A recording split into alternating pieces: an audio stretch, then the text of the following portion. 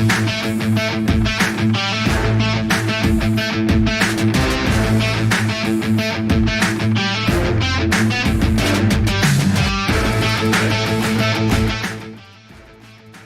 morning, fellow Hoops fans. Welcome back to another episode of The Last Shot NBA show right here on Little Birdie TV. As always, brought to you by our great mates over there at topsport.com.au. Now, the NBA season is in full swing, and we've got both of our heavy hitters in today to talk all things NBA. We're going to bring on our resident betting expert, Mr. Andrew Parkinson, a little later on, but we're going to start off with old mate Benyam Kidane from NBA Australia. BK, my brother, how you doing? I'm doing good, my man. How you living?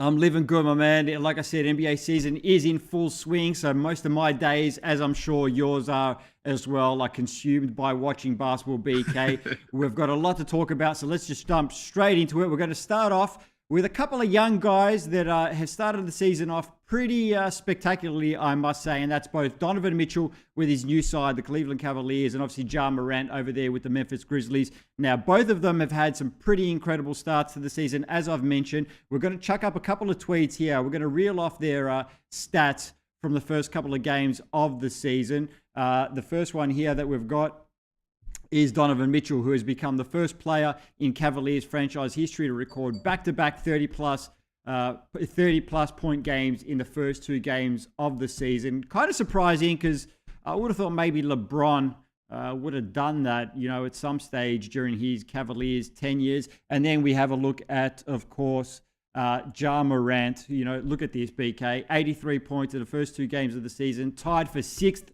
most ever in Basketball References database there. Wilt Chamberlain has the top two. Anthony Davis, number three. Michael Jordan, Wilt Chamberlain again, and then Ja Morant and Westbrook tied for sixth there. So some pretty elite company, BK. The Grizzlies are 2-1. The Cavs are just 1-1 very early in the season, as we've mentioned. My question to you is, BK, who do you think's had the more spectacular start? Ooh, that's tough, but I got to go with Ja.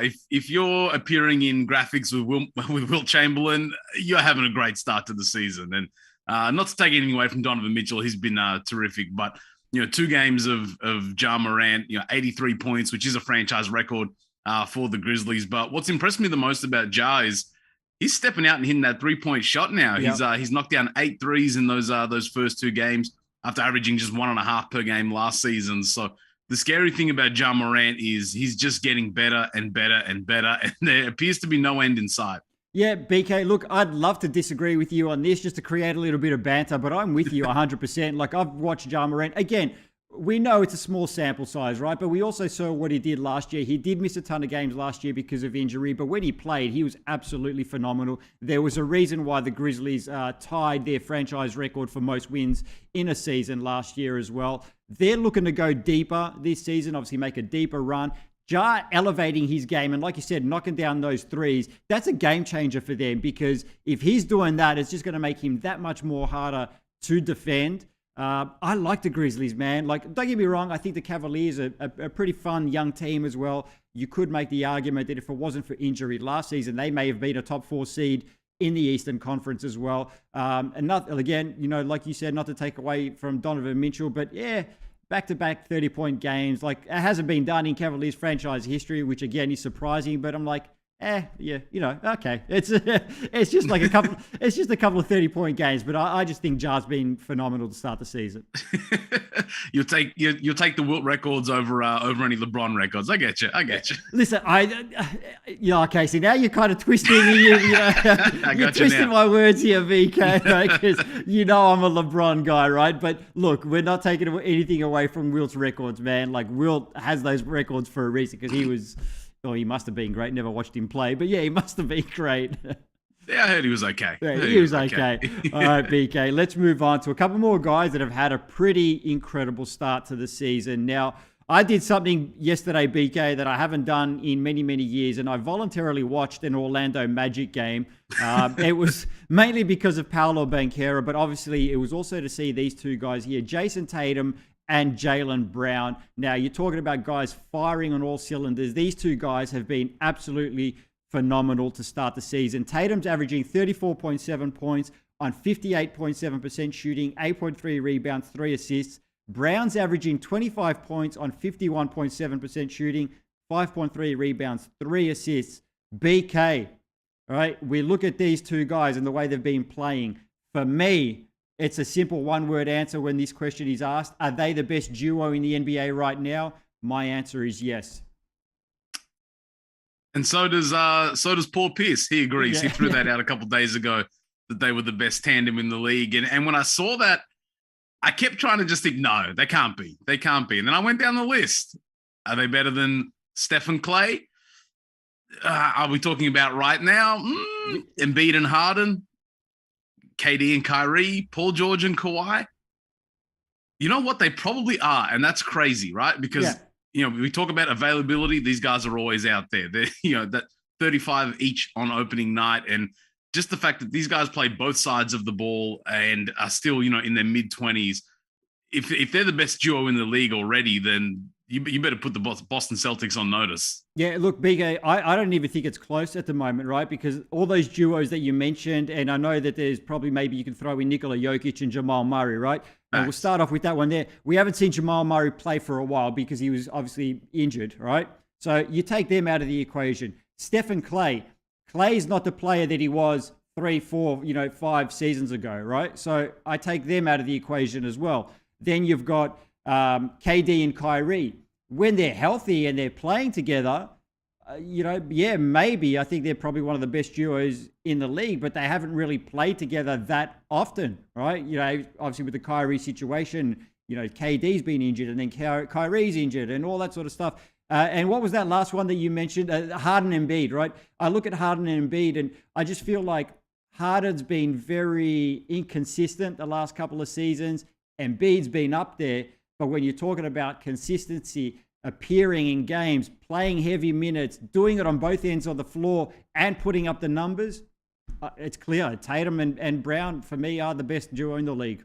Hey, availability is a skill, and these guys are out there doing it, which is what really matters at the end of the day. And look, they've proven it, in the postseason as well. We saw that, just last season. So, I mean, I want to look for every excuse to not say Tatum and Brown, but when you really look at it, it kind of feels like they are the top duo, which sounds crazy, but they're coming off a finals appearance, and it sounds crazy because they're so young. But we could be looking at a long kind of run between these two guys here in Boston. Yeah, I believe Jayson Tatum's still only 19 years old, right, BK? About to turn 19. He just turned 19. And look, one thing I've noticed, from having watched Boston so far this season is Joe Mazzulla has placed, more of an emphasis, I guess, on offense as well, because we already knew they were a great defensive team. He seems to have sort of unlocked something offensively for these guys that sort of allowed them to take it to another level. If Tatum keeps this up, he's definitely going to be an MVP candidate at the end of the season.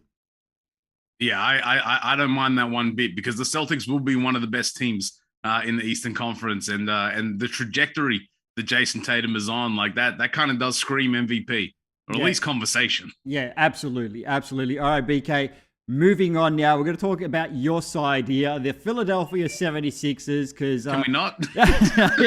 I mean, we can. We can skip over this segment if you like. Look, the Sixers have not started the season well. They're 0-3. Parky's going to have a few words about the 76ers when he jumps on in a few minutes. But they're 0-3 to start the season after losing 114-105 to the tanking San Antonio. We thought they were tanking anyway, the Spurs. They lost at home yesterday. Joel Embiid put up some huge numbers, 40 points, 13 rebounds. BK, their first two losses, they were to championship contenders, really, in Boston and Milwaukee, right? But losing to the Spurs, it's definitely a bit of a shock because that was a game that they probably should have won at home. I know it's early, right? But there's going to be some question marks surrounding Doc Rivers and whether he actually lasts the season. I actually like Doc as a person, had the opportunity to speak to him many times. He's a very nice man, very polite, very respectful, gives great answers. I think he's a good coach. I don't think he's a great coach. So, you obviously sort of see that, especially in the last couple of seasons since he's been in charge of Philadelphia, even going back to the Clippers, where I don't think he's really a great in-game coach, and the adjustments that he makes in-game and in playoff series. Do you think he lasts the season? I do. And I think for the Sixers, it's less about the regular season and more about the postseason, because with the talent that they have, they should be able to secure a reasonably good seeding this season, or at least I'd hope so.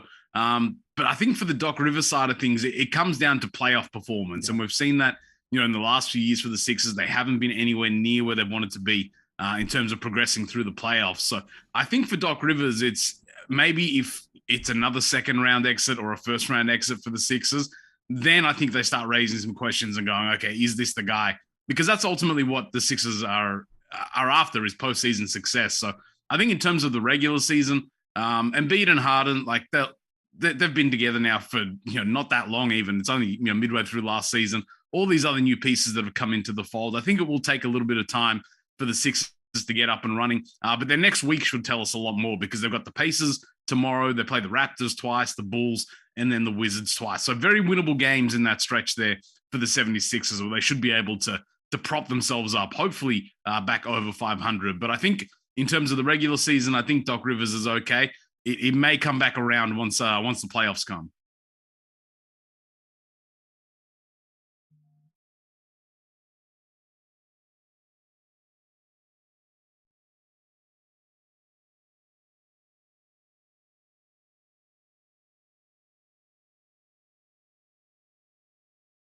Technical issue.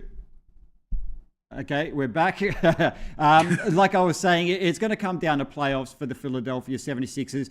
Funnily enough, their best playoff, achievement in the last few years has been under North Melbourne Giants icon Brett Brown. They were a few bounces away from, making, winning that series against Toronto a couple of seasons back. Doc Rivers will be judged on his playoff performances. They needed some more perimeter defense. They've brought in guys like PJ Tucker, DeAnthony Melton, Daniel House. They still look a little bit shoddy on that end of the floor through the first 3 games of the season, but I definitely expect them to improve as the regular season goes on. But again, look, I don't think they're going to be a true contender, but if it's another second round exit, I think Doc Rivers is out of there.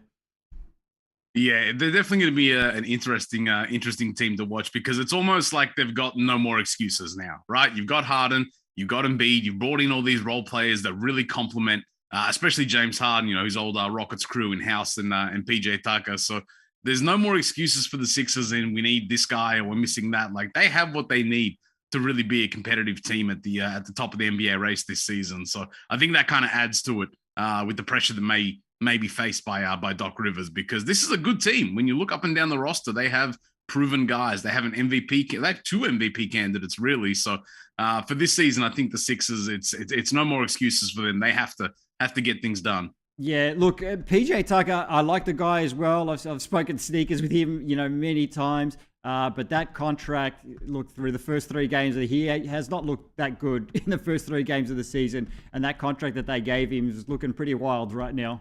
Yeah, that contract is for the playoffs only, all right? We're not worried about the regular season like that with PJ. I love it, BK. I love it. All right, my man. We're going to let you go. We're going to catch you again on Friday morning. Thanks for joining us. I appreciate it, brother. All right, time to bring on our resident betting expert, the magic man himself, Andrew Parkinson. Good morning, sir. Good morning, Nick. How are you today? I'm pretty good, man. What about yourself? I'm not too bad, but I can report just now, breaking news, the Lakers are officially 0-3 to start their season. They lost. They had this game in hand. Oh. They had this game in hand. They're playing the Trailblazers at home. And as we know, the Blazers are off to a 2-zip start. Well, that's now 3-zip, and the Lakers are 0-3. The Lakers, of course, from a betting standpoint, were 3.5-point favorites at home. So I hope the punters out there weren't on the Lakers for that one. But yeah, they're nearly as disappointing as those 76ers that you and PK hopped into, because I've had 6 picks so far this season, and I'm 4-2, and the only 2 losses I've had are those 76ers. So I'm going to give up on betting on the process, and yeah, I'm going to look for other things. But you potted them again, and I think you did quite well the other day. I think you went 2-0. Yeah, I did. You had the Bucks winning against on the Friday show, so we'll give you some props for that. You also picked the Clippers, I think, to win. I did. As well. I picked them by 11, so I can't remember what the spread was on that one there, but I know I picked them by 11. Yeah, well, the spread was 5.5. So, Okay. yep, you got that one. So, yeah, you're off to a 3-1 start. I'm off to a 4-2 start. I got the unders in that game. Well, that 76ers and Bucks game was ridiculously. It went under. Well, it went under by about 25 points. So we got that one with no sweat at all. And the other one was the same deal as well. There was only 178. No, there's 178 points. Sorry, in the Bucks game. So that was way under by close to 50 points. So that wasn't too bad. But yeah, we've got a few games left today that we can pick up some money on. Yeah, absolutely. We're going to take a look at those games now. We're going to start off here with the Timberwolves at the OKC Thunder. Couple of pretty exciting squads. One a little bit better than the other, and the one that's a little bit better than the other is favorite over here, and that's the Minnesota Timberwolves. They're $1.23. The Thunder come in at $4.20. The line's at 9. The total's at 227.5. This one's going to be live on NBA League Pass today. Parky, what are you seeing from this one? Well, what I've seen so far is that the money's been coming for the T-Wolves. So that line has blown out from 7.5 out to 9, and the total points as well has gone up. So yeah, there's money coming for the over. But I'm going to go. As much as it's tempting to take the +9 for OKC, I just think on a back-to-backer, not quite sure if they'll get that done, even though they're a young team. But I do like the under. So my pick in this game is the under 227.5. Okay. I'm taking the under as well, Parky. I'm going to say Minnesota wins this quite easily, actually. I think they win it by about 14 points. It's going to be a double-figure win. Okay, well, we'll write that one down. Minnesota -9. So you think they'll cover that? Yeah, I'm kind of with you on that one too, but I won't make that an official pick. But yeah, that's the punters can get on that one and see how they go. All right, next game we're going to take a look at here. Sacramento Kings, who you're actually higher on this season than I am. They're taking on the defending champs, the Golden State Warriors. Warriors, as they should be, favorites here, $1.20. Sacramento Kings, $4.90. The line's at -10. Total is at 232 even. Also live on NBA League Pass. What are you seeing from this one, Parky? Yes, well, I do actually like the Kings in this one. Look, they only lost by a couple of points to the Clippers. And I do think they could keep this one close. So I think they can get within the 10 points here. I still think Golden State are most likely going to win at home. They've got a very long winning streak at the Chase Center. So I think they'll get that done. The under-over's crept up. I think it's there's money coming for the over there. It's now out to 232. It was about 230.5 a day or so ago. So we'll leave alone the total in that one, even though the Warriors, as we know, I think they're leading the NBA in total possession. So that's always good for the over bettors. But yeah, I'm gonna take the Kings +10 in this one. I'm gonna make a pick on the under over as well, and I'm gonna go under on that one there. I think the Warriors are gonna put up enough points for they're gonna do their part. I just don't think the Kings are gonna put up enough points to get that on the over. I think the Warriors again, they're gonna win double digits at home. Like you said, they got that winning streak. I don't rate Sacramento Kings. I think they're going to be a little bit more improved this year than they were last year. I don't really rate them. I think this one's going to be a double-digit win for the Dubs at home. There you go. All right, last game we're going to take a look at here. We've got the Phoenix Suns and the LA Clippers. Look, can't split this one here. Both sides are at $1.92. The line's at 1. The total's at 218.5. I thought that one might have been a little bit higher, Parky. This one's NBA League Pass as well. Give us some insight there as to that one's only 218. Yeah, well, there's been some money. There's either some money coming for the Suns in this one, or is something else. I've been trying to work out who's playing because we know that Kawhi and Wall sort of, set out load management the last game. So we're assuming they were going to play today. So I actually came in with my pick being the Clippers, which was -2 at the time. But they're now getting a point. So something's going on there. So I'm going to stay away from that one, but I'm going to take the over because I think, like you, Nick, I think that under over is probably a little bit low. So I think this one could be fairly high scoring. We know Paul George had 40 the other day. So yeah, we're going to, and the Suns are a high scoring team. So yeah, staying away from from making a pick on the team here on the spread. But yeah, I'm liking the over 218.5. I'm going to go, Parky. I'm going over, same as you, because I just think both these teams are just going to put up numbers. I'm going today with the Clippers, and it's going to be close And I think most of that is just because it's going to be at home. I think they do get it done at the cryptocurrency.com, whatever it's called, the arena. I've still got to call it Staples Center. They're at home. I just think that obviously they rested, like you said, load management, Kawhi Leonard the other day. They're going to get it done in a very close one. It's going to be single digits. I'm not going to make an exact prediction on that one, though. Yeah, no, that's just a bit tough for me. I think, as a punter, when the line moves by sort of 3.5, 4 points in a day, yeah, something's going on there. So I've checked everything I can to find out who's playing, who's not. But it says the Clippers don't have any injuries, so I guess we'll find out game time. But look, if those guys were playing, if they had their full squad, I'd be on the Clippers as well, especially they're getting a point at home. So that's, I think something's going on in that game, but we'll be able to find out. It's on at 1:10 Eastern Daylight Savings Time. So we'll find out in a couple of hours. Yeah, absolutely. We've got some fun games. And, like I said, the Wolves and Thunder should be fun. Got a couple of young, exciting squads there. Kings and Warriors. I'm not high on the Kings, but the Warriors are always fun to watch. And obviously, you got a couple of the Western Conference heavyweights there in the Suns and the Clippers doing battle today. All right, Parky, that'll do it for us today. We're going to catch you for Wednesday's episode. So we'll looking forward to that one there and see how we both do on our picks today. Yeah, we've got a few picks here. I think you've come up with about 5 picks. I've come up with 3. So, we'll analyse that on Wednesday. And I'm sure we're going to be texting each other throughout the day, letting each other know how we go with those ones there. All right, guys, this has been another episode of the Last Shot NBA show right here on Little Birdie TV, brought to you by our great mates over there at topsport.com.au. We'll catch you guys Wednesday morning.